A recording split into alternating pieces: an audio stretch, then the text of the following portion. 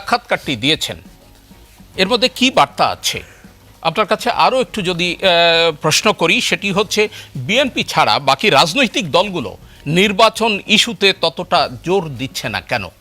Mister Fuad. ধন্যবাদ। বাংলাদেশে গত বছর যে গণ অভ্যুত্থান হয়ে গেছে, মোটা দাগে এই গণ অভ্যুত্থানের স্টেক হোল্ডার হচ্ছে দুইটা পার্টি।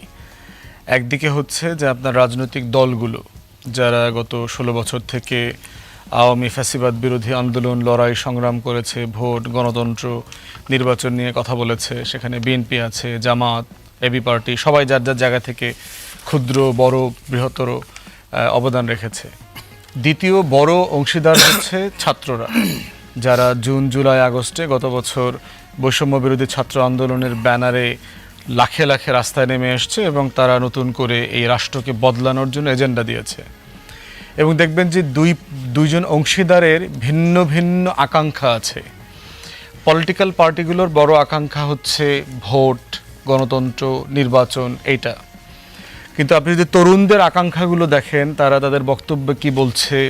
কক্সবাজার সমুদ্র সৈকতের উপর নিজেদের একটি ঠিকানা, ইডেন বে, আ কনসার্ন অফ ভাইয়া হোটেলস। দেয়ালে দেয়ালে কি লেখা হয়েছে।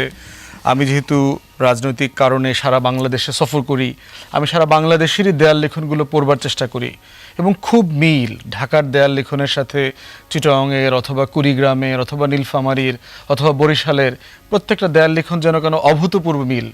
তো বোঝা যাচ্ছে যে 60-65% তরুণ যাদের বয়স 35-এর নিচে, যারা অলমোস্ট কেউই গত 15-20 বছরে ভোট দেয় নাই, এই বিশাল জনগোষ্ঠী কিন্তু ভিন্ন ভিন্ন প্রজন্মের যে আকাঙ্ক্ষা, সে আকাঙ্ক্ষাকে ধারণ করে। আপনি দেয়াল লিখনে দেখবেন না যে অবিলম্বে নির্বাচন দেন, কোথাও লেখা নাই। সেখানে বলা আছে আমরা বাংলাদেশ 2 চাই, আমরা ফ্যাসিবাদী বন্দোবস্তের বিলুপ চাই, আমরা এই নতুন যে রাষ্ট্র ব্যবস্থাপনা, সেখানে যেন গণতন্ত্র, মানবাধিকার, এগুলোর জন্য মূল্যবোধ থাকে, এগুলোর কথা তারা বলছে। আবু সাইদ মুগ্ধ, শেষ হয়নি যুদ্ধ, এই আকাঙ্ক্ষার কথা এসছে। তো এখন প্রাধিকার কি অন্তর্বর্তীকালীন সরকারের? দুইটা অংশীজনের প্রাধিকারই যথেষ্ট যৌক্তিক।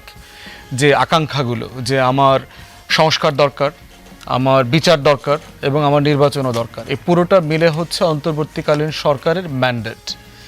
এবং সেখানে আপনি বিবিসি বাংলার যে সাক্ষাৎকারের কথা বলেছেন, শুধু বিবিসি বাংলার সাক্ষাৎকার না, আমার মনে হয়েছে যে প্রফেসর ইউনূস নিউ ইয়র্ক টাইমসে দেওয়া ইন্টারভিউ থেকে শুরু করে গত বছরের সেপ্টেম্বর থেকে প্রিটি মাচ সকল ইন্টারভিউতে নির্বাচন বিষয়ে উনি কনসিস্টেন্ট কথা বলেছেন।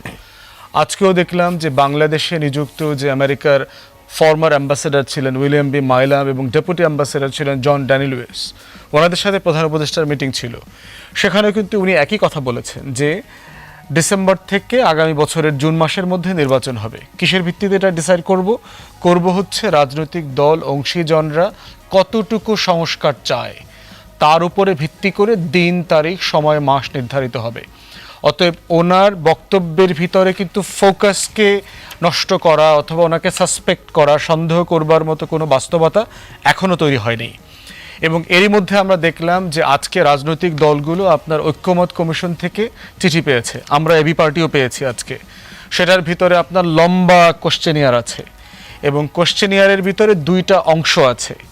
প্রথম অংশে দেখলাম যে আপনার যেই সুপারিশমালাগুলো বিভিন্ন কমিশন থেকে এসছে, ওই ধরনের সুপারিশমালাগুলো ব্যাপারে জিজ্ঞেস করা হয়েছে এটার সাথে কি আপনারা একমত, দ্বিমত, আংশিক একমত, পুরোপুরি একমত না।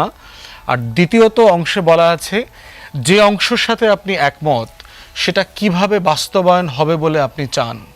এটা কি আপনি অধ্যাদেশের মাধ্যমে চান, গণভোটের মাধ্যমে চান, গণপরিষদের মাধ্যমে চান, নির্বাচন এবং নির্বাচনের পরের সরকারের উপরে চান, কিভাবে চান? তো সেই বাস্তবতায় দেখেন যে তারা কিন্তু প্রফেসর ইউনূস তার লাস্ট মিটিংয়ে যমুনাতে যেটা বলেছেন যে আমি মতামত নেব আপনাদের এবং এই মতামতগুলো আমি পাবলিক করে দেব। উনি কিন্তু বলেছেন যে কোন দল কি মত দিচ্ছে কোন ব্যাপারে, উনি এটাকে পাবলিক করে দেবেন, ওয়েবসাইটে থাকবে। অতএব সংস্কার না হওয়ার কোনো দাবি অথবা কোনো ব্লেম প্রফেসর ইউনূস এবং অন্তর্বর্তীকালীন সরকার নেবে না।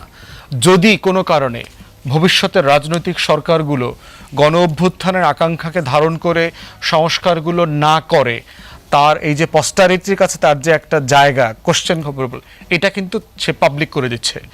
তো তো সেই বাস্তবতায় এবং ওই যে দুজন সাবেক কূটনীতিকের সাথে আজকে মিট করলেন, সেখানে কিন্তু প্রফেসর ইউনূস বলেছেন যে জুলাই চার্টার হবে।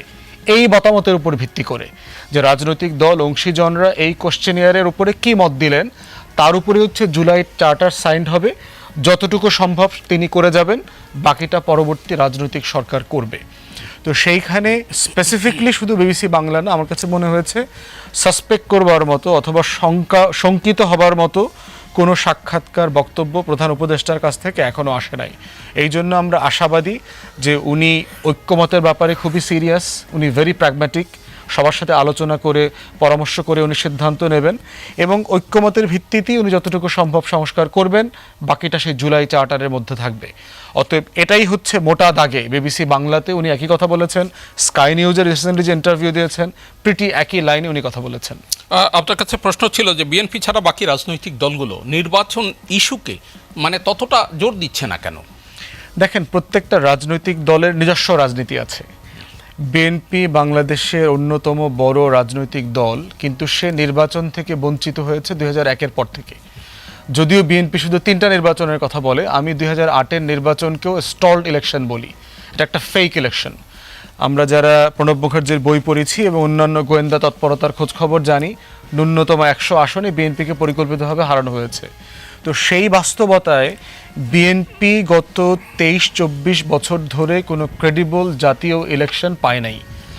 অতএব তার যে কনস্টিটিউয়েন্সি আছে, তার যারা নেতাকর্মীরা আছেন, তাদের তো এইটা দাবি করাটা খুবই ন্যায্য যে সে একটা নির্বাচন চায়, কারণ সে ক্ষমতামুখী দল।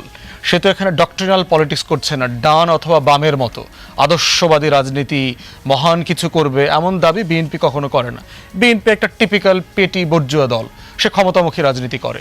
অতএব সেই জায়গা থেকে তার কনস্টিটিউয়েন্সি, তার নেতাকর্মীদের যে পলিটিক্স, এটা তো নির্বাচনকে ঘিরে। অতএব সেটা কেন বলবে না? বরং সেটা শুধু নতুন করে বলছে না, সে গত 16 বছর থেকেই নির্বাচনের কথা বলছে এবং এটা খুবই ন্যায্য তার জায়গা থেকে। এটার ভিতরে আমি কোনো অন্যায় কিছু দেখছি না। বাকি যারা বলছে না, তাদের ভিতরে নিজস্ব বক্তব্য আছে। এরপরের বড় দল হচ্ছে আপনার জামাত এবং চরমোনাই।